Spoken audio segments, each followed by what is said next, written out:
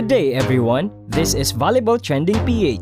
I am Tumnik Balabat, voice artist of this channel. Creamline Cool Smashers, nilampaso ang PLDT. Fourth win na kami. Ngunit bago natin yan pag-usapan ay i-comment kung anong aspeto pa ng laro ang kailangang i-improve ng Creamline. At huwag mong kalimutang mag-subscribe at i-click ang notification bell para lagi kang updated sa aking upcoming videos.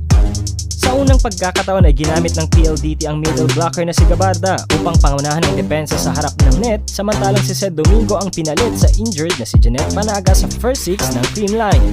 Sa simula ng first set ay nagpalitan ng error ang parehong koponan at dikit na dikit ang score, 8-7 pabor sa PLDT. Patuloy naman ang pagdikit ng PLDT sa Creamline dahil sa atake ni Molde at Singh.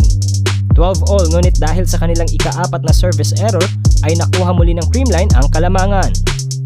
Dalawa namang running hit at isang quick hit mula kay Domingo ang nagbigay ng 16-13 lead sa Creamline bago ang second technical timeout.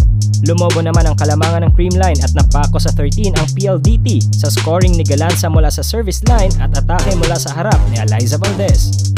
Tinapos naman ng Creamline sa isang block point ang first set sa score na 25-16. Hindi naman mapigilan ng scoring ni Eliza Valdez sa second set, sa harap man o sa likod. Nagtala agad ng 5 points bago mag first technical timeout, 8-4. Patuloy naman ang mabibigat na serves ng Creamline upang mapako ang PLDT sa score na 5-11.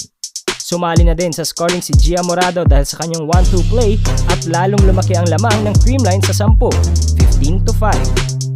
Natigil naman ang run ng Creamline dahil sa isang combination play mula kay Molde, ngunit lamang pa rin ang Creamline sa second technical timeout, 16-7. Hirap na hirap pa rin ang PLDT sa kanilang passing at halos di makaatake kaya lalong lumobo ang lamang ng Creamline sa score na 21-7. Ipinasok naman sa huling bahagi ng set sina Tots Carlos, Rose Vargas, Kyle Negrito at Pau Soriano para tapusin ang second set sa score na 25-12.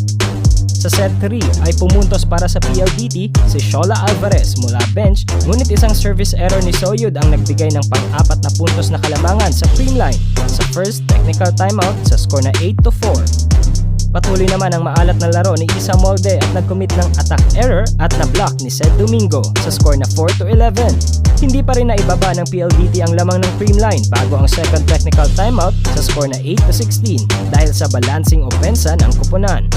Isa namang miscommunication mula sa PLDT ang nagpalobong muli sa kalamangan ng Creamline sa score na 10-18. Isa namang soft hit mula kay Pau Soriano at atake ni Riza Mandapat ang nagbigay ng panalo sa Creamline sa score na 25-13. Ang itinanghal na player of the game ay si Gia Morado with 2 attacks, 1 service ace at 19 excellent sets.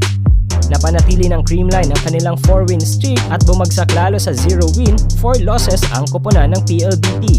Sa larong ito ay lalong nakita ang kakulangan ng PLDT sa kanilang opensa, lalo na mula sa kanilang mga middle blockers. Halos di rin sila magkaroon ng magandang play dahil sa kakulangan ng magandang receptions, samantalang ang Creamline ay nagpakita ng kanilang kalakasan sa opensa man o depensa. Frustrated ang spikers ng PLDT dahil sa solidong digging ng koponan. Balancing scoring naman ang ipinakita ng koponan at dinomina naman ng Creamline ang attacking, blocking at serving. Kaya halos di na nakapalag ang PLDT.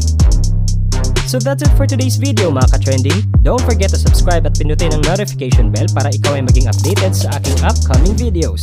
Thanks for watching. Bye!